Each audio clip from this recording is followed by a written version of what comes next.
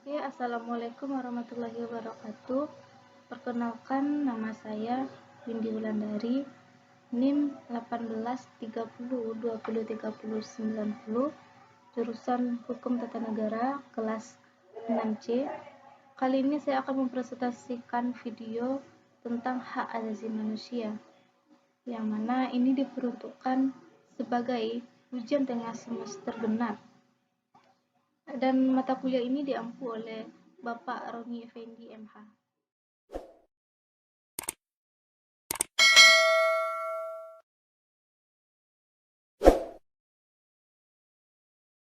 Oke, sebelum masuk ke pembahasan, kita terlebih dahulu harus mengetahui atau kita mengupas terlebih dahulu mengenai HAM itu sendiri. Apa itu HAM?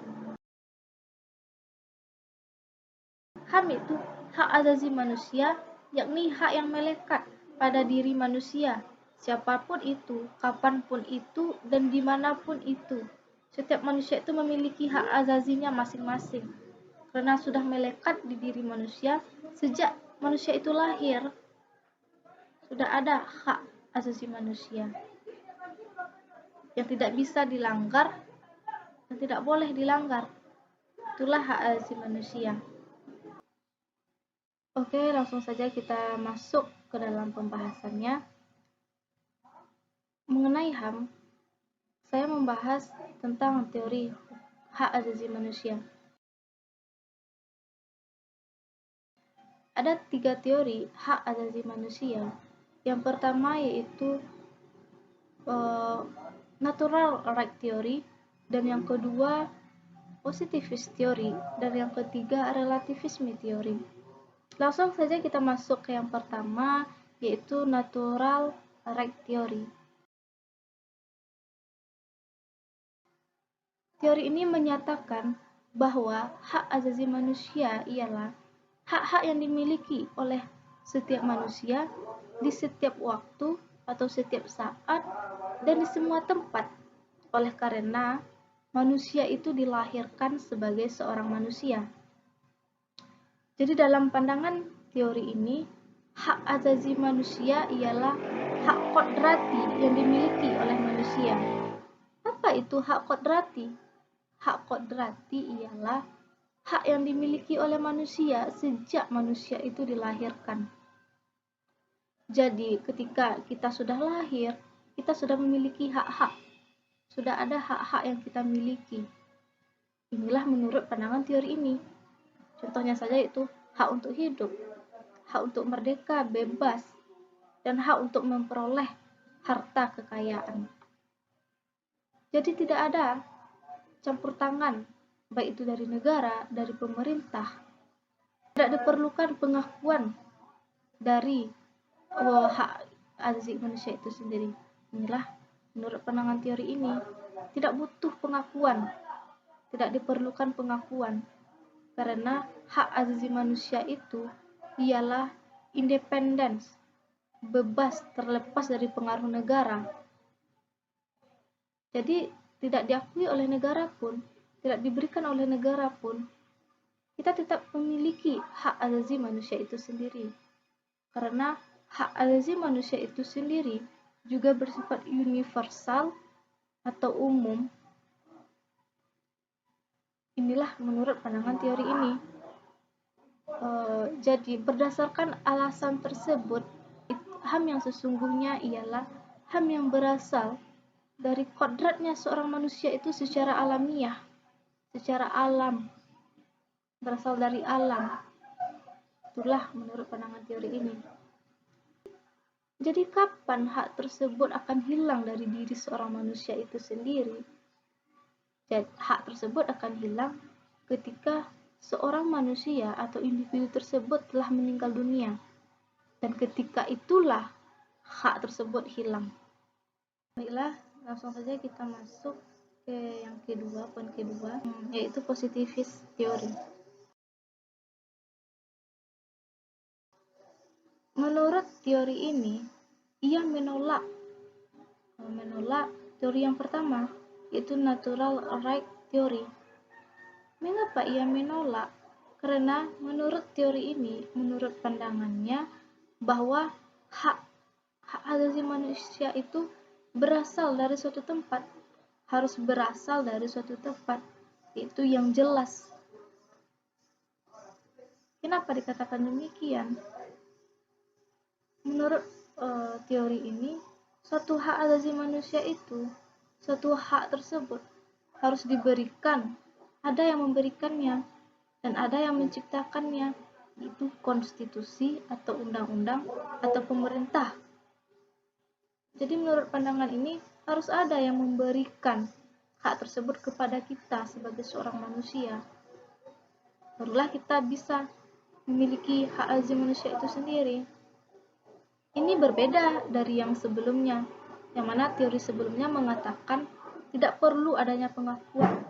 Pengakuan tidak dibutuhkan. Meskipun tidak ada pengakuan dari negara, undang-undang, kita tetap memiliki hak.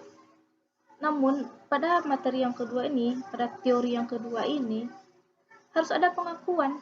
Dan disinilah berbanding terbalik antara teori positifis teori, dengan natural right theory. Jadi berdasarkan teori positifis ini, teori yang pertama yaitu natural right theory dianggap tidak jelas sumbernya. Jadi dengan demikian, ia atau mereka yang berpendapat, yang berpegang ke teori positifis ini menolak secara tegas teori kodrati tersebut. Kenapa demikian? Seperti yang sudah saya jelaskan tadi, karena menurutnya sumbernya harus jelas, harus berasal dari konstitusi atau negara. Meskipun demikian, teori positifis ini memiliki keunggulan. Apa keunggulannya? Yakni keunggulannya kita sebagai seorang individu, hak-hak yang ada pada diri kita itu dilindungi, dapat kita bela. Kenapa dikatakan dapat kita membela hak-hak tersebut? Karena kan diberikan oleh negara atau konstitusi atau undang-undang. Jadi jika suatu waktu hak kita dilanggar oleh orang lain, siapapun itu, kita dapat membela hak kita tanpa adanya rasa takut dengan melakukan pembelaan tersebut. Karena hak kita tersebut sendiri diberikan oleh negara, oleh undang-undang langsung yang mengaturnya. Jadi sudah tugas dari negara untuk melindungi hak-hak kita itu sendiri. Inilah salah satu keunggulan dari teori positifis ini. Oke, langsung saja kita masuk ke teori yang ketiga, yaitu relativisme teori. Sama halnya dengan teori yang sebelumnya, teori relativisme ini juga menolak teori kodrati atau teori hak kodrati. Mengapa demikian? Karena ini ditekankan pada kata universal atau universalitas. Karena kata tersebut dianggap sebagai suatu pemaksaan atas suatu budaya terhadap budaya lain atau atas suatu tempat terhadap tempat lain. Karena menurut teori ini tidak ada suatu hak tersebut yang bersifat universal. Tidak ada bersifat universal.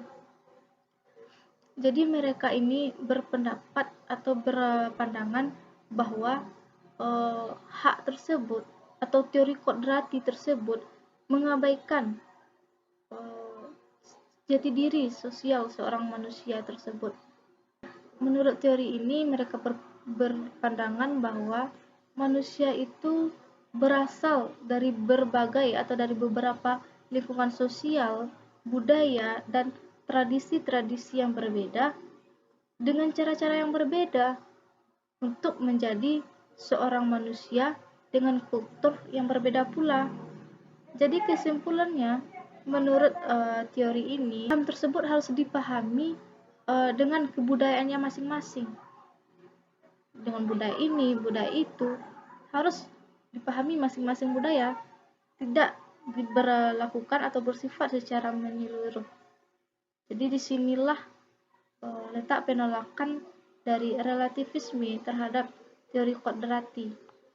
Oke, itulah pembahasan yang dapat saya sampaikan pada video kali ini. Semoga dapat bermanfaat, dan akhir kata saya mengucapkan maaf sebesar-besarnya dan terima kasih. Wassalamualaikum warahmatullahi wabarakatuh.